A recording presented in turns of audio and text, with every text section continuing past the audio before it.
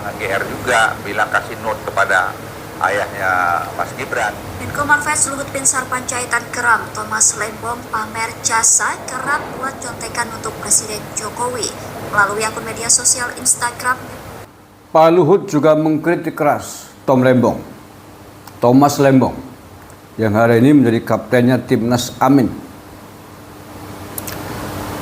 Pernyataan Thomas Lembong yang mengaku sering bikin contekan untuk Presiden Jokowi mendapat respon keras dari Menteri Koordinator Bidang Maritim dan Investasi Luhut Binsar Panjaitan.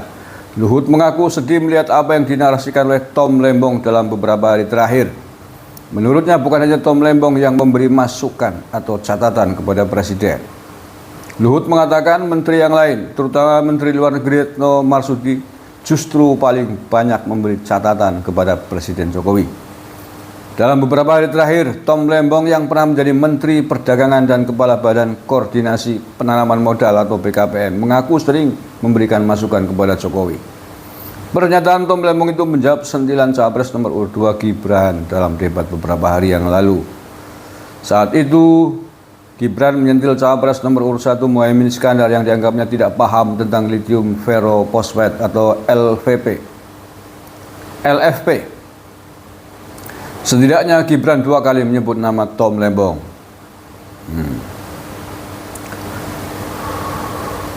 Menanggapi hal itu dalam sejumlah kesempatan Tom Lembong mengatakan tentunya selama 7 tahun saya membuat contekan dan menulis pidato untuk ayahnya Pak Presiden. Dan saya bisa mendeteksi mungkin sebuah rasa rindu bahwa saya tidak lagi di situ untuk memberikan masukan-masukan yang berkualitas, kata Tom Lembong. Luhut pun meminta Tom Lembong tak usah GR karena dirinya pernah memberi contekan ke Presiden Jokowi.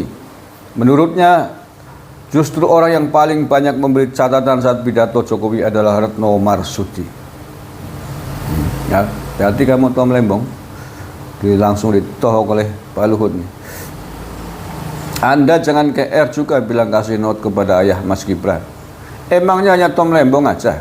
Yang paling banyak kasih note kepada Pak Presiden adalah Bu Menlu, karena setiap bilateral beliau yang melakukan itu, kata Luhut dalam video yang ia unggah di akun Instagramnya pada hari Kamis 25 Januari hari ini ya. Luhut menilai Tom tak usah merasa hebat melakukan itu karena semua kepala negara saat kegiatan bilateral pasti ada orang di belakangnya yang memberikan catatan. Dia bilang apa yang dilakukan oleh Tom hanyalah tugas dia sebagai pembantu Presiden. Apakah karena Anda hebat melakukan itu? Tidak, itu tugas Anda sebagai pembantu Presiden, kata Luhut. Luhut kemudian turut mengkritik kinerja Tom saat dia masih menjabat sebagai Menteri Perdagangan, khususnya saat masih menjadi Kepala BKPM. Waktu Anda menjabat sebagai Kepala BKPM, apa yang Anda lakukan? Anda kan ditugasi untuk online single submission. Saya ingat betul itu bagaimana Anda curhat ke saya, tapi itulah sampai Anda meninggalkan kabinet, tidak pernah selesai OSS, kata Luhut.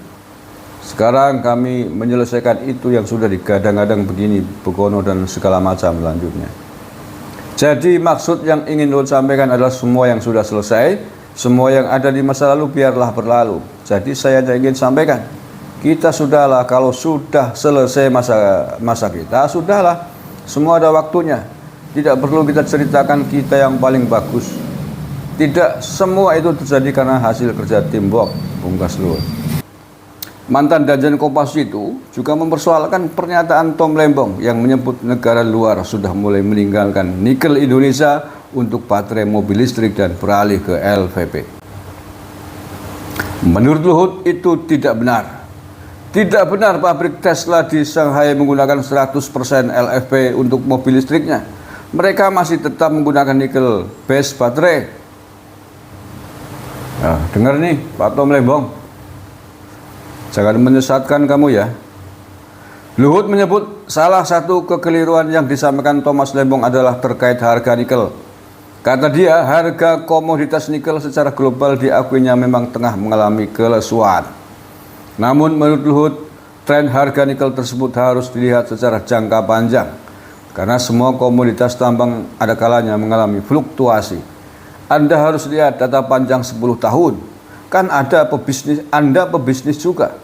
Kan siklus dari komoditi itu naik turun. Apakah batu bara, nikel, timah, atau emas, apa saja, kata Luhut.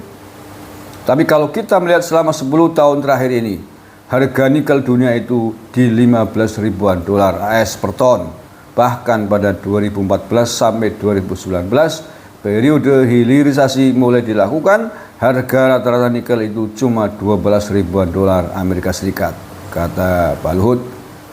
Luhut lalu mengomentari soal pernyataan Thomas Lembong yang menyebut penurunan harga nikel global terjadi karena eksploitasi masif oleh Indonesia guna mendukung program hilirisasi. Saya nggak ngerti bagaimana Tom Lembong ini memberikan statement seperti ini. Bagaimana Anda berikan advice bohong pada calon pemimpin yang Anda dukung, kata Luhut. Bahkan Luhut mengaku meragukan intelektualitas Thomas Lembong yang merupakan lulusan Universitas Harvard tersebut. Saya sedih melihat Anda di situ.